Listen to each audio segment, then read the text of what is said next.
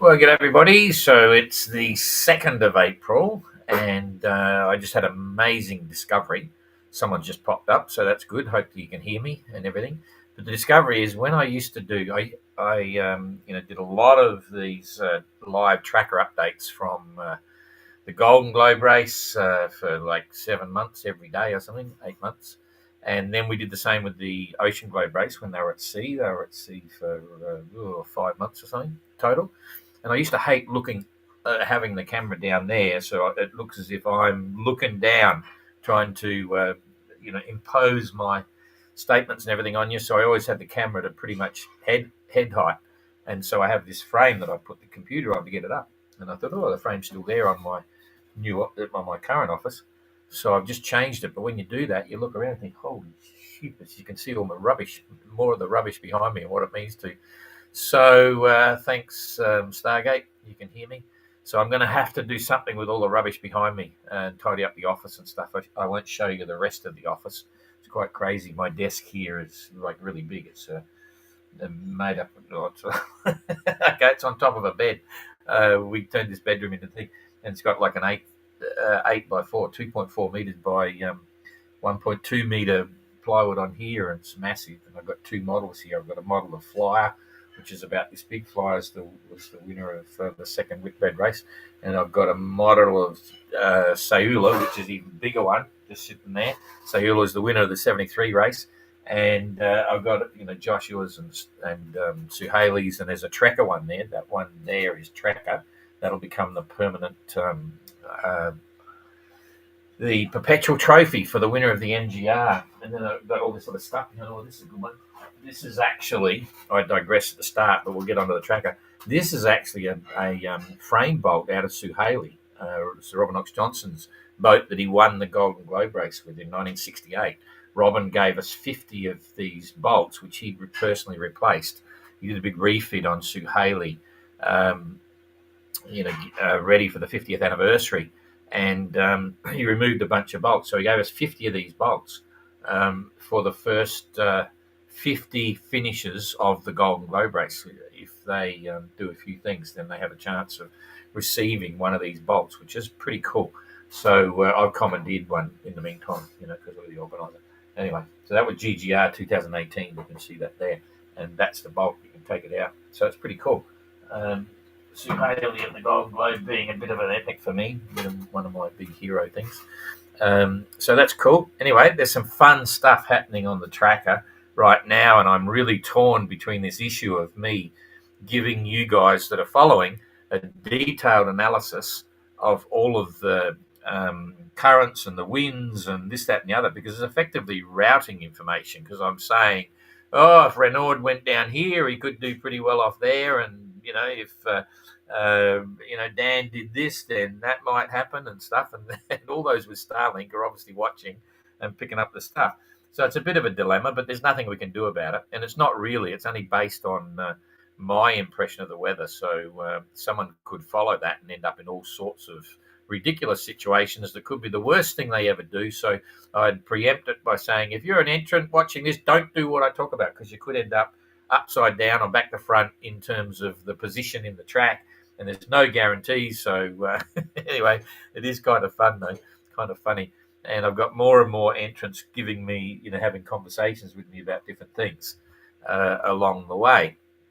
I won't go into some of it, but I've got to remember to bring this up when we get to the Q&A at the end. But there's a discussion with a few people looking to maybe, or not a few, but one entrant maybe wanting to anchor somewhere in the Galapagos and do some work on the boat and a few other things. But it's like a alarm bells. There's some serious issues with going into the Galapagos unannounced, and it's a massive, like a national park or reserve, and all sorts of conditions and restrictions. Anyway, that after.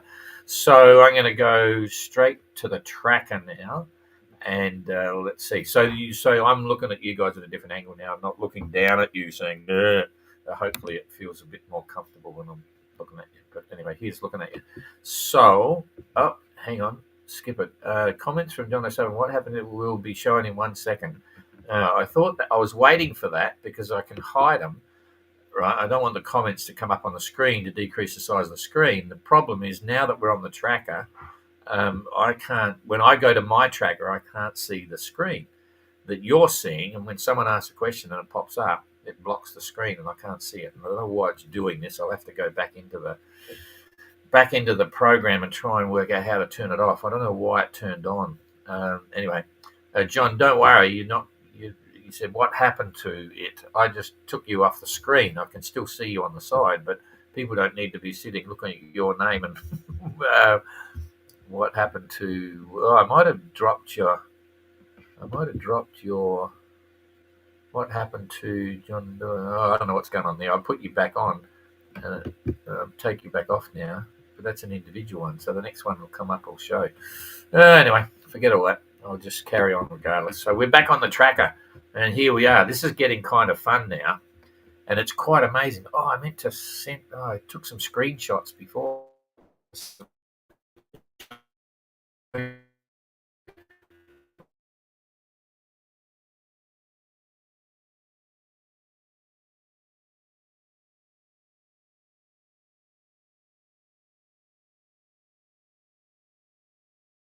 So that's kind of interesting. We normally start at the back, but we're talking about it, so we'll have a look. Renaud's currently doing 4.8 knots, which is really radical. That'd be the fastest boat speed in the fleet, I reckon. He still only did 67-mile days, but he's into the breeze and moving fast. Peeler's on 3.2 knots and did 60 miles, so Renaud only got 7 miles out, but they were right beside each other having a go quite substantially. But now, Renaud's picking the situation pretty clearly, gets south fast, hit the trades, and it's not the trades, it's a lead into it, and we'll talk about that in a minute. But and even Gary, check out Gary, he's right up there. He's not going fast. He hasn't been going fast anyway. He's only doing 2 knots, but he's got a big current kick behind him, which we'll show you in a minute. He's up in that current going across the top. These guys have sailed out of it and they're not getting a kick with the current, but Gary is, and he'll be committed to go north of the Galapagos for sure. He's that high up, higher than anyone has ever been before. So that's his story, which will be fun to watch. Will let us know whether he's on, whether it works or not. And everyone else is a bit of a dilemma. They've got to make classic decisions right now. So Josh is back on track. He hadn't come up since 4 o'clock this morning. He wasn't giving a position, and we sent him a message through his manager and so on to do a manual position update. He may have, you can force a position on your YB. He may have done that, but for whatever reason, it's back on track. We spoke to YB, the providers of the service, and they said, no, everything looks normal, so get him to force a position. So he's back there, still drifting along 2 knots, 44-mile day, nothing spectacular. Now, Jacob had another interesting one. He popped up again at 12, which was good, but prior to that, he was showing 0.3 of a knot and going the wrong way, basically not moving, which is unusual for a 4-hour link in that situation.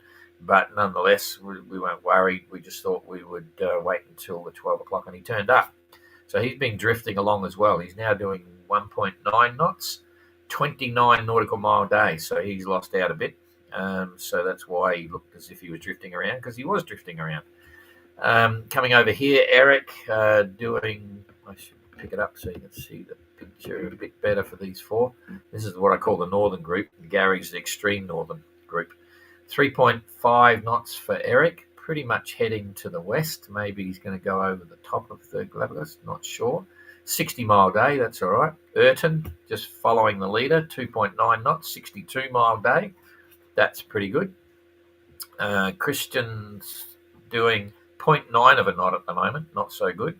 But he's had a 46-mile day. So if we compare that to Ayrton, who had 62, he has lost out a bit. You can see how fluky it is when you're right on top of each other, right together. So Kerry's only had a 50-mile day, and he's only now doing 1.2 knots. So they're bleeding a bit. Not much wind, obviously, where they are. And coming across here to... I should put the equator in because the other dams across, these guys aren't yet.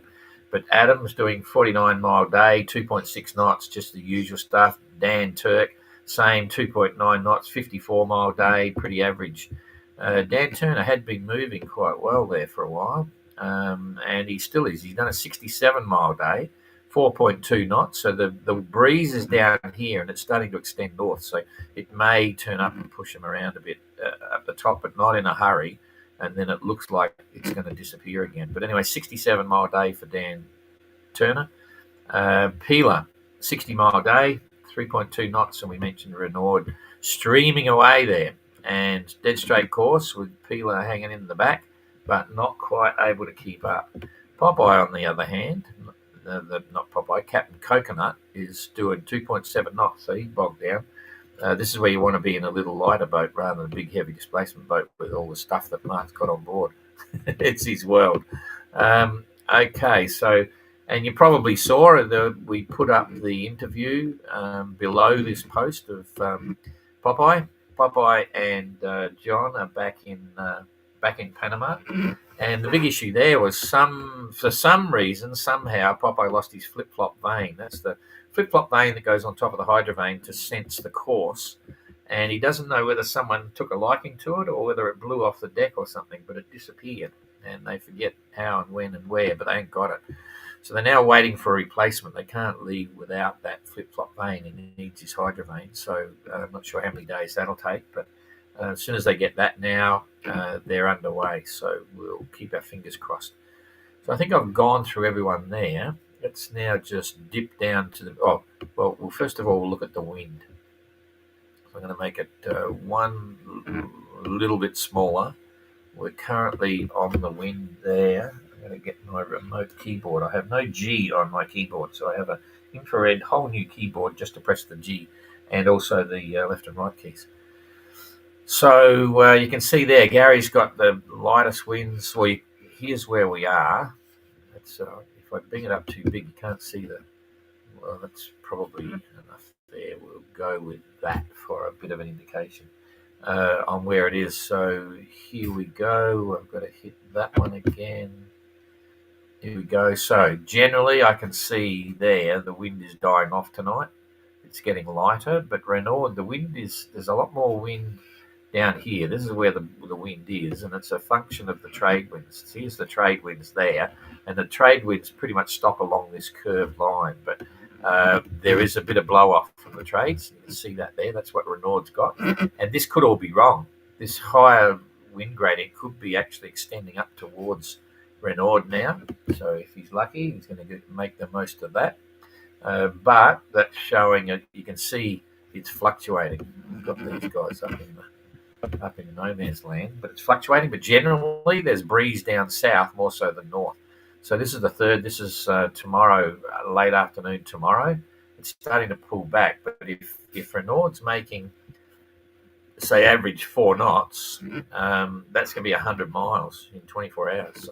So if he continues on this one, I'll just slide this. This is about where he's going to be. It could be down here. He may hold that breeze all the way through, whereas the other guys up here, there's not much wind there. So they're just going to be drifting at 2 knots. Renaud will be doing 4.5 knots, maybe averaging 4 for the day. Could even be higher. Peeler's not far behind. Okay. Dan's going to miss out. It's a gradient there of breeze. So the ones in this pocket corner are possibly going to have an advantage. So that's probably why Mark will be listening to this and he'll start heading down here as well. He already is. But how long will it last? If I get rid of that, hit that again there. We're coming through to the fourth. Yeah, there's definitely more breeze down here than up the top. You can see that there. So, but then there's a hole there, but there's a hole everywhere. But by then, if Renaud gets down here, he's just going to bolt. First one down. This is a fair way down. This is 10 degrees, I think. No, that's 5 degrees. Okay, we're scaled up. So this is about where the trade winds normally sit. And he may have hooked onto enough of it to drag him down and get him going. So that could be the telling position. But we'll wait and see. I'll hit that again and keep going. So there's the 5th. So there's 3 days from now. Certainly lighter winds up here, but you never know. It's a bit hard to pick, but generally I'd say now the favourable has turned over to here without considering the currents. Okay, so that's the 5th. I'll just run it through just to see. So there's the 6th. I'll make this bigger. And you can see here there's really very defined trade winds. That's the band there, which is at about 5 degrees. So that's where they're trying to get to. They're trying to get down here and across as quick as they can. But certainly on the 6th, it's quiet. That's 4 days from now. 4 days, and these guys here in 4 days would have to try and get. No, they're not going to do it. That's nearly 80 miles a day. They're going to be doing 50 mile days. So they're going to be bogged down here. If Renaud gets into this stuff, he's going to take off. First one to the trades is definitely going to be quick. So what's the currents doing? Get rid of that. Put this in here before we turn it on. We'll come back to today's currents. There's the currents there, and a few of them have been very lucky. Good timing. You couldn't have picked this, although it was happening that way. You can see, if you remember before, this current here was way over here. It's slowly been pulling back, and now it's pulled back completely. Okay, this center's moved up. This is the real-time currents at the moment, and you can see what's happening here to Adam and Dan Turk. They're just on the edge of head currents. Dan Turner he's got it on it's come forward of the beam, right? So that might slow him down a little bit, but not a lot. It's mainly on the beam, so that'll just push him back a bit. And these guys should be pretty quiet again on the beam. And what's happening here with Kerry and the boys? Well, they have Eric is on the current. He should just stay there, I reckon, and just roll the current around, right? But the others are now cutting into zero current. When they get here, they'll get a bit of a push because they're going to drive down. They'll make some decisions where they go, and we'll talk about that in a minute. They could technically come through here without upsetting too many people, so they may come across there depending on the breeze they've got. And so it's a bit all over the place. Gary, on the other hand, up north here, he's on a ride. He goes through here. He's going to get a big push. That's about bordering on 1 knot, maybe, if I remember rightly. Purple. Come down, check the scale at the bottom. There's 1 knot there. It's 8.8 of a knot there, but that's 1.6. So the middle of the purple is a knot. So every day it's 24 miles. You know, you could be up there for a couple of days, 2 or 3 days. Get a push across, depending on what the wind's doing. But the wind was very light up here, and one will balance off the other probably. So generally, they're a bit all over the place, but they're all in touch with each other. And Renaud's made a breakaway, so he's looking good. Obviously, sailing well, and the rest of them going slowly. But there you go. Technically speaking, Christian is still the leader. He's the closest to the finish line. But they all have to make decisions now on the Galapagos. Now, I'll come onto the screen, but you can see where the Galapagos is there. Some could actually try and cut through the islands here, and I'll explain that when I move off the screen.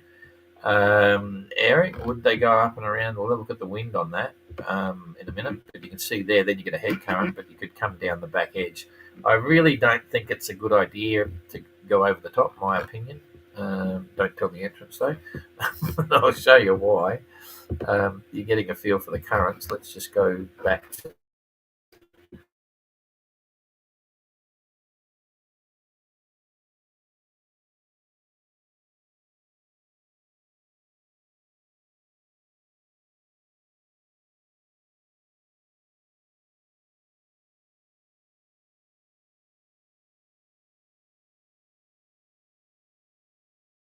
you can see there's not a lot of wind there. Then when you get here, it's going to be an over-the-top situation. Wind going over the top. I'll just roll it through now for a couple of days. If you're just looking at the wind at the top there, it's not that bad.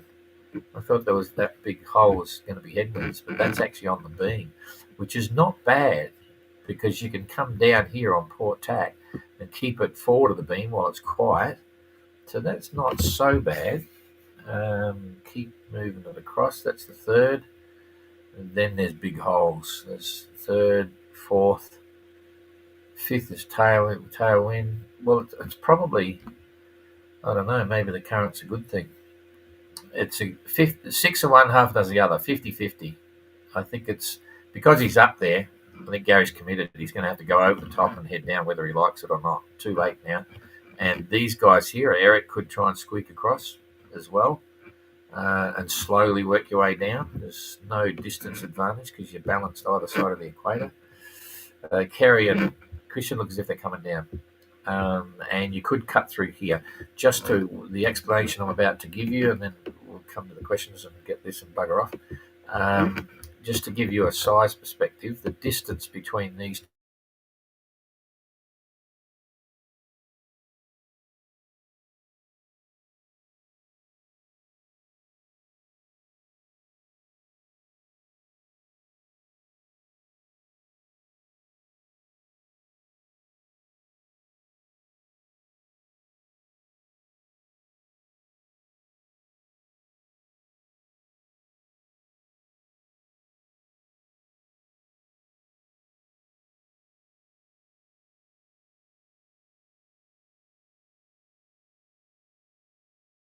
that's not quite right, of course, because they're stopping in the Marquises, which is right there. So if we, just to give you a feeling, how far have they gone? They've done about 750 miles now. Is that not going? Oh, there's one. There's the other. So that end is on the Marquises there. And there's the head of the fleet. About 3,130 miles to the anchorage in the Marquises. So that's like starting the Transat now. They've been out there for a week, and now they're just leaving Rubicon Marina in Lanzarote, and they're off across the Atlantic. That's the equivalent of it. But the beauty of it is, you've already seen, they don't have the huge swells here. They're going to be running along the top of the trades, and there's some interesting things there as well. I shouldn't be talking about this because the entrance are going to watch. But anyway, you could come down here and sit along the bottom here, and then you're in the thingo. But just for all the entrants up there that are watching, if you watch this, the currents are going to suggest something a little bit different. So here's a nice ride, okay, and that means they should be targeting this current stream here and stay in that current stream chair, and then make the final approach from the northeast. They don't want to come down, but you've got a balance between the trades and the current. And as I said, if we toggle that back to the wind, you can see the top of the trades, if you're bold enough, because they can move. If we slide this back here, you can see the trades are coming down a bit. So but it's generally right on the top of this is right on the current. If you get both of them right, so you got the current and the trades going together, you're okay. But the risk is sitting in the current, and the trades fall away, you could lose that current stream. But some of this is going to not. There's 24 miles a day. It's quite valuable. You've still got a bit down here, but not as strong as at the top. So still a few things left to do. That's enough of that. I'll come back here and get on here and get rid of those messages there. Sorry about that. I'll sort that out eventually. I don't know what it is. So that's enough of that. What else? Was something else happened today? Just the decision to go through Galapagos. That's right. So the rule is that if you want to go to Galapagos, you have to pay permits, and it's based on the size of the boat and the number of people on board. If you've got like a 40-footer and 4 people on board, and you're going to go there for a couple of weeks, you'll pay about €2,500 euro to get your permits to visit the islands, because it's a national park and amazing place, and they use that money to manage the zone. The advice is that when you're about 40 miles out, you should dive on your boat. Even if you just painted the bottom of your boat when you left, wherever you left from, about 40 miles out, they recommend that you dive on the boat, go underneath and have a check to make sure there's no slime and weed and barnacles or anything on your boat. If it is, you've got to clean them off at 40 miles out, so it just falls to the ocean. When you get there, you're first of all supposed to have got a fumigation certificate from the last port and a sanitation certificate from the last port. And as soon as you arrive, your boat will come out. We'll have about 6 or 7 people on it. One of them's a diver, and it's customs, quarantine, immigration, all that. the diver will actually immediately dive on your boat, right, as soon as you get there, and check that you're okay. And if you're okay, they'll let you stay, right? If you're not okay, they'll say bugger off, or you've got to put a diver on and they've got to clean and collect the contaminants on the bottom of your boat. They don't want any foreign species coming in. And then you do all your relevant paperwork. And a lot of boats going there have an agent, similar to what we've suggested for Papeete. And if they were going to stop there, then the agent, which is Tahiti Crew, that's the ones we're using, they would organise. They could organise. Oh no, maybe not, because it's not their jurisdiction. It's the other side. You'd get an agent that's relevant for the Galapagos, okay, and pay them some money, and they do all the bits. So you can see if any of our guys go in there and at random decide, oh, there's a nice island, I'll go and anchor in that bay and just do whatever work I've got to do. If they find out, you're in deep trouble. And they tell you you've got to have your AIS on when you're within a certain distance, so they can monitor you and see where you are. In fact, all the time you're there, you have to have your AIS on, otherwise you're in trouble. That's common. That's a requirement now for various places. Same with Fiji. When you're coming into Fiji, they're very hot on drugs across the Pacific. So you can't turn your AIS off. You've got to be on AIS. It's got to be active wherever you're in Fiji water, so they know where you are and they can watch what you're doing. Or not watch, but they can tell what movements you got. Anyway, I'm getting a bit sidetracked here. So what I've suggested is that if any of I sent a message to all the managers because one or two were thinking, oh, I might need to go there. It's been discussed. I said, okay, you've got to do all the correct procedures. Here's what you've got to do. Too late for fumigation and sanitation, but it's only a little boat anyway, so that's not a problem. But blah, blah, blah, blah. And for those that are just sailing past, I've said, okay, you should clean the bottom 40 miles out because if you get stopped, you want to be able to say you've done that. And then secondly, I've suggested, this is just my suggestion, if you're not stopping, don't come any closer than 12 nautical miles to any coastline of anywhere in the Galapagos, and then keep going, and you should be right because you've still got the ability for international traffic. And then you've got the issue of if you're in distress. If you're in distress, you can do whatever you want, but it's not a real distress or under duress. If there's a storm or something like that, you've got to have all those relevant answers. You might be able to explain to the officials what you're doing if they see you there and what's going on. So that's I just had a window knock on the door from a visitor.